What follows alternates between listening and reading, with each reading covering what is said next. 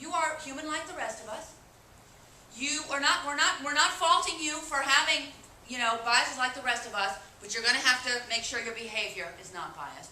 And it's very non-accusatory. I mean, the worst thing we say about them is you're human like the rest of us. But the consequences of your bias as a police officer are a lot greater than the consequences of biases in other positions. This is just the beginning of a whole series of different trainings, different changes in policies, procedures. This is just the first step of what we'll be working for over the next number of years with UCPD. So I don't want people to think, oh, it's one day and they're cured and it's done. That's not what this is about. This is a first step moving us forward in productive ways. In a much larger package. Exactly. So Robin, so your goal is to, after a few years, a couple of years, 10 years, however long it takes you, what's the goal? What do you hope for UCPD? What's your hope? My goal for UCPD, and I hope it's the officers' goals as well at the university, not just my personal goals, but I think that our collective goal is that we want to be best in class. We want to have best practices for university law enforcement in an urban area. And some of those best practices we'll be able to look around and see and model other agencies, but a lot of times I think we're going to have to move forward and do better. Do better than what I see out there, and that's going to mean we're going to bring in training that's new. We're going to continue moving and working with the community. We have a whole kind of series, a plan, a platform moving forward. And so, will we get there overnight? No. But are we making steps? I think we are. Is the plan available, or is it something that you're working on? We're working on it, and we'll be working on it not just with me, but with our community advisory board. This is something we're going to be going back and forth and interacting with so that we can better understand what the issues are. Again, we'll be working with that top-to-bottom review, which I know a lot of you have heard about.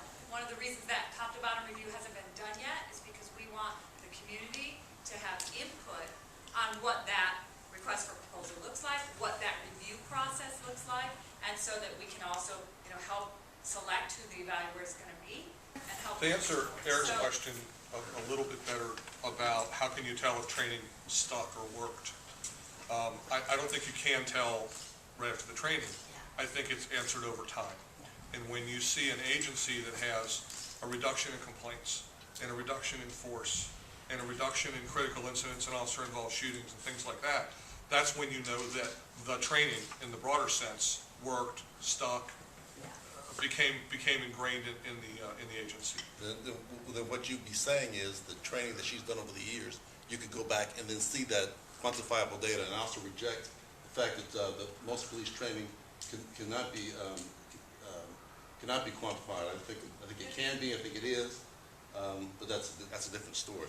But so what you're saying is that her training then that she's done before, that you've seen those changes, and so that's how you know. But I don't know that it's any one trainer or any one block of training. It's more agency specific. I guess. Especially when it's been on the street, we tend to separate training from real life.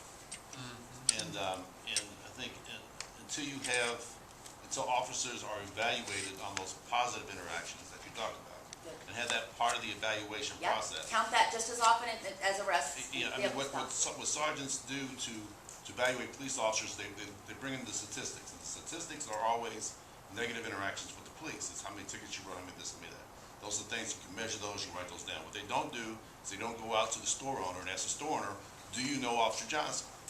No, I've never seen Officer Johnson. Well, that's part of the evaluation. I don't have to tell the officer to go talk to the store owner. I go talk to the store owner and ask if he's talked to Officer Johnson, and then use that as part of his evaluation. Until they do that, until they make it a part of his evaluation, then I'm not going to look to do that. That's right. It's not going to be. It's not important to them. It's not important to me. Thank you very much. And it's very hard to ask a community that historically has been policed in a very biased way to give an officer a very favorable comment. Well, then the onus is on me as a police officer to go out there and make those contacts because I know how I'm going to be evaluated. Alexander.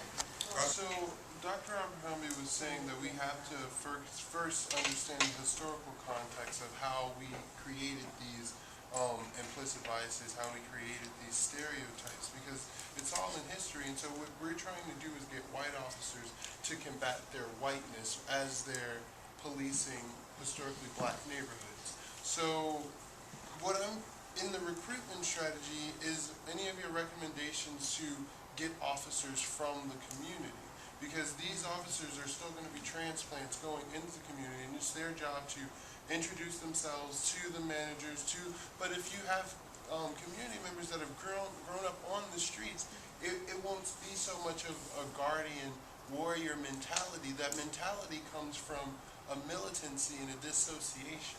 That's community policing, I like not that. just officers. You know, and one of the things we talk about, Alexander, is, diversity comes in various forms, including not just, race and ethnicity and gender and so forth, but background. What kind of community did this person come up in? Because that person that comes from a lower income, high crime area is going to bring a lot of empathy